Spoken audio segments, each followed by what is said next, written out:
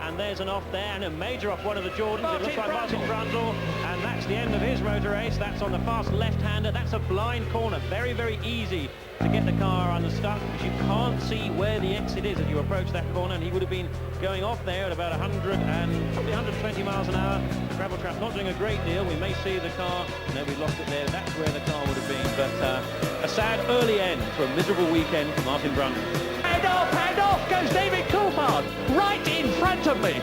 David Coulthard is out of the race, right in front of me. I saw him slide off the track.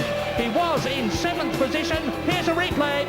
And the engine blows. Surely something happens to the back end of the car. He loses rear end grip. Looks like maybe a suspension problem at the back end of the car, although there's fluid coming out of the back of it. Mechanical problem, Coulthard out. And David Coulthard, incidentally, is with Tony Dardy. Let's hear from them. David, that all looked a bit hairy there going along the straight. What happened? I think it must have been the gearbox that seized. I didn't see any smoke from the engine, so I can only presume it was the gearbox. Did you feel something going on the back wheels when it slipped away from you? Well, coming out of the last corner, I felt the car winding up, really tightening.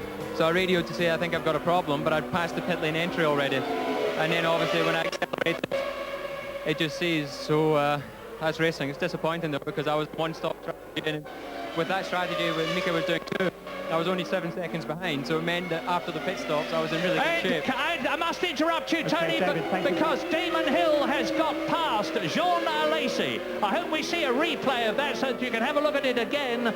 Damon Hill saw his opportunity as we thought. Here it is coming up. Now watch. So this is into turn 1, and Lacey runs a bit wide actually, and Hill comes up the inside. That was nothing to do specifically with the lapping of the arrows.